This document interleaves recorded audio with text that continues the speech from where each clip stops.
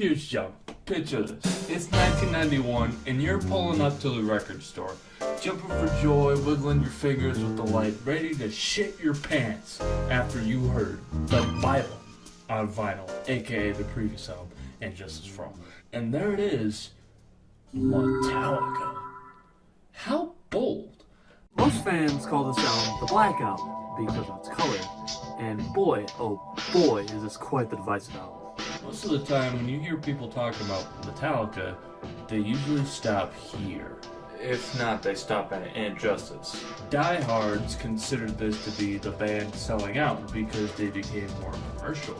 With Bob Rock at the helm for the first of many albums, the band entered a more different direction.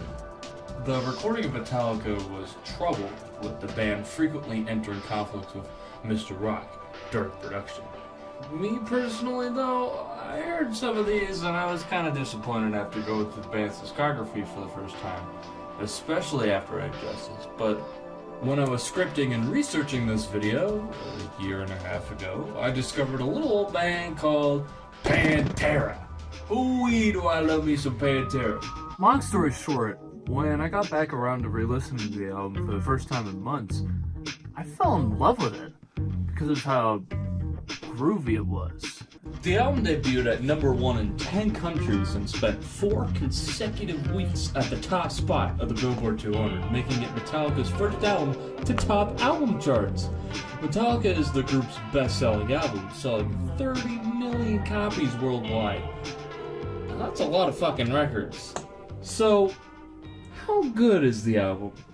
Let's fucking find out, you stupid cocksuckers. Fuck you. What a perfect fucking way to open the album. Enter fucking Sandman. This was the first Metallica song I've ever heard. Everyone fucking knows the song, so it's great to get it out of the way. I love that it's the opening track. I don't regularly listen to it anymore. Haven't for years, actually, so honestly, on the rare occasion, after that build-up finishes and the main riff hits, shit buttons. It's honestly a classic, I can't even lie. But I can imagine some thrash metal diehards hearing this for the first time and curling in their fetal position, completely distraught on what their favorite band has become. It's definitely not the best track on the album, but it's still a banger. The spoken word segment is and with the snare shot and the yeah and all that. It's perfect. It's a pretty good opener. Can we move on now? Holy fuck. Now this is exactly what I came for. Sad but true. How could you go wrong with the 4-count silence with the snare shot fill?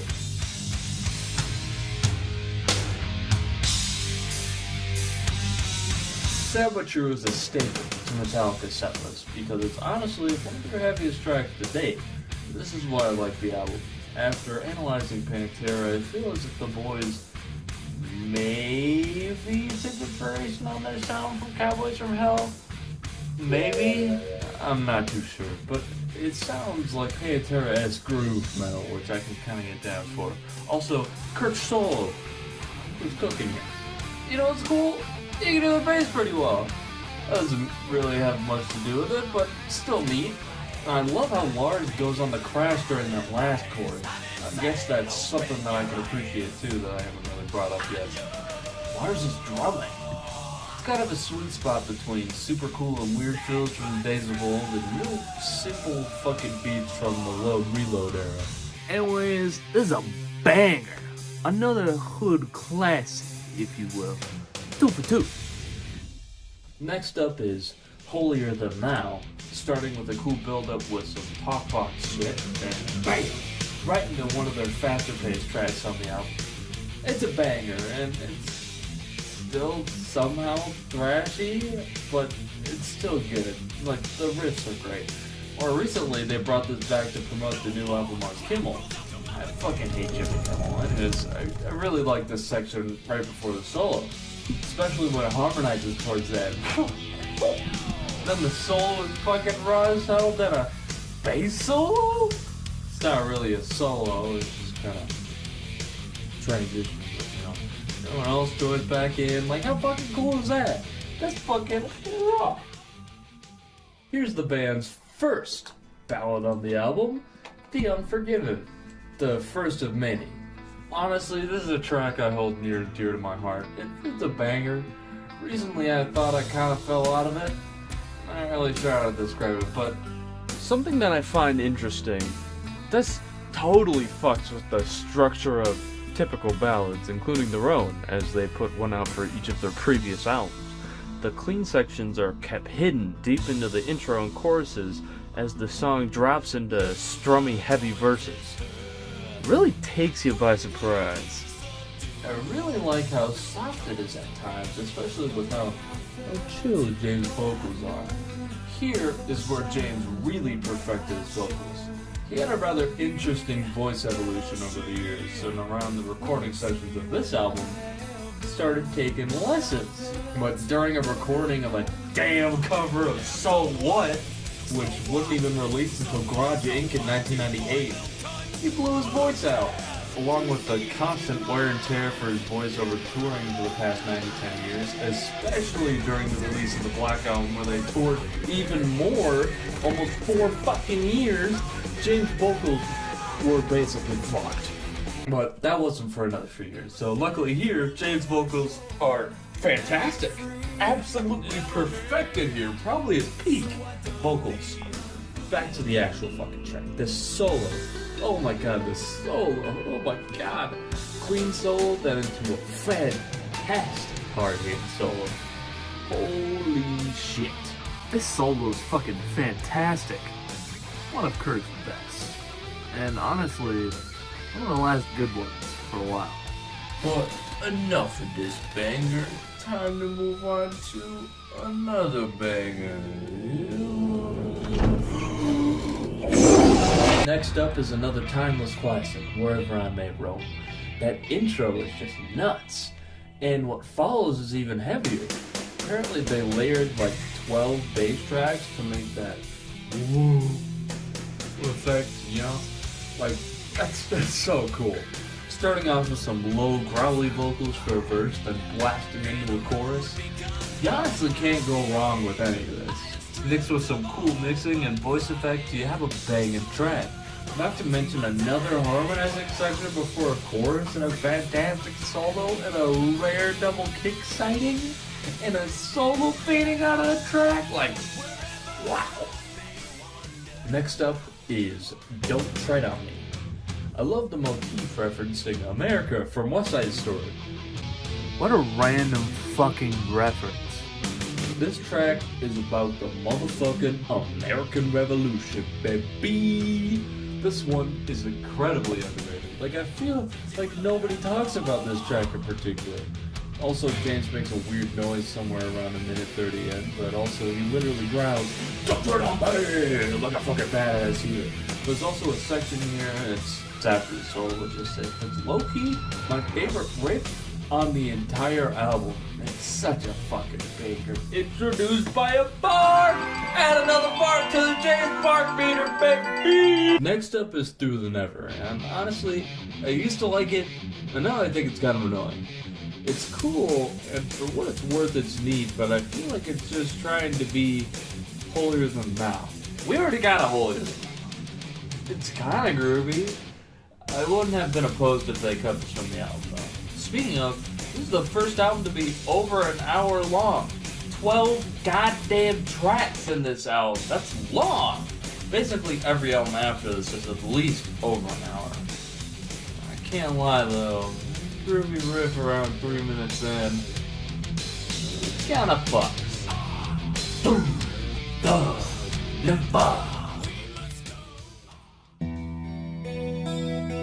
I am so sick of this goddamn song. Nothing else matters. I think it's played even more than Inner Sandman.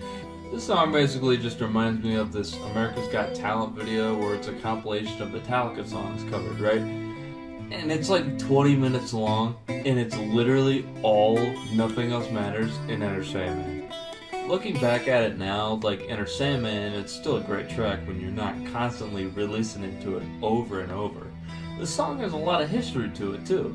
Michael Kamen famous conductor and composer known for working with Pink Floyd, doing the soundtrack for Die Hard and Lethal Weapon, and also doing the orchestration for Who Wants to Live Forever? What? He did some orchestration on this track in particular, and he cooked here.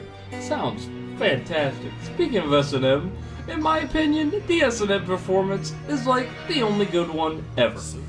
Without drums jumping in the first verse, it feels much more intimate and softer, followed by the drums coming in on the second verse. It only works with an orchestra, but it hits.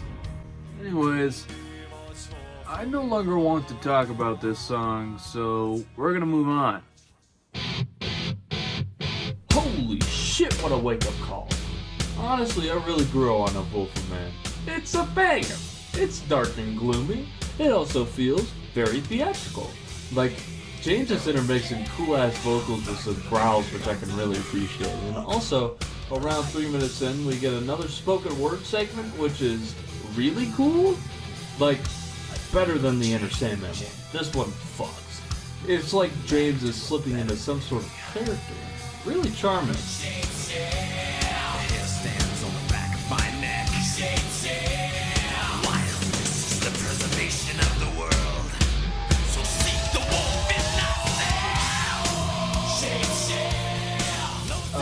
Speaking of S&M, by the way, this fucking performance when they played this live, God. Next up is The God That Failed, and I also grew on this one, like a lot. I remember hearing this on a re-listen and thinking it was straight off of Load and Reload because of the tuning, but no, it's another Black Album banger.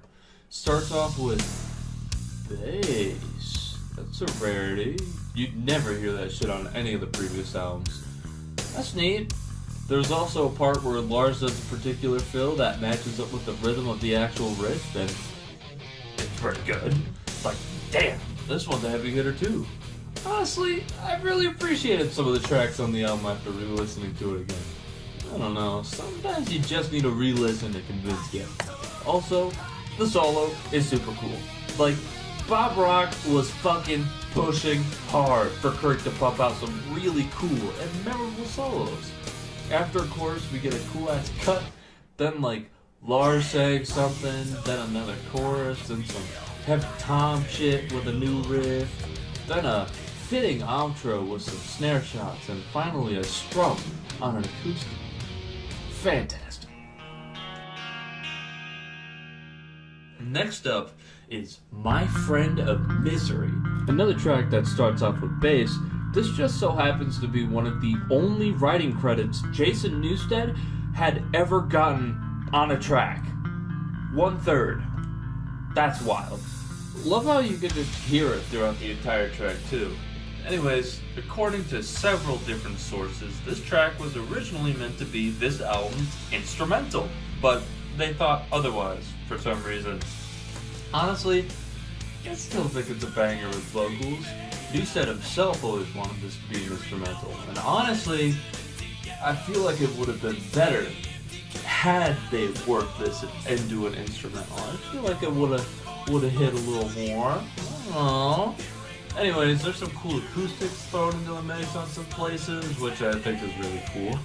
Then around 3 minutes in, as the main riff continues, Lars' hi-hat quiets down to just keep it time, as Cayman's orchestration briefly returns with some cool bass shit. Then, my favorite section on the entire album, this solo, which was James's, apparently, fucks, holy shit. Then followed by probably one of the coolest harmonizing sections ever. Shit makes me cream my pants, bro. Not as much as Orion, obviously, we'll get to that, but this Kirk solo, it's fucking nuts, too. Fuck, bro. God damn! Anyways, I definitely would have been cool with this being the closing track. It's a banger. Moving on to the final track, The Struggle Within. And this intro is fucking cool. Sounds like an army troop marching through the forest with some sick-ass harmonies. Hope you like that, because what comes after is a mid-ass track. This is by far my least favorite on the album because of that huge ass cock block of an intro. This is just another Holier Than Thou. Or another Through the Never. It all probably sounds the same because of the simple ass beats and grooves, but whatever. I'm glad it's really short because it's right to the point. It's mid. Overall, this album is just really fucking good. Like, every time I re-listen to it, it just gets better and better. No wonder this was their best-selling album. Really kick-ass stuff. Can't help but tap my toes and wiggle my fingers. This next album, however, is a real treat. It's a hood classic.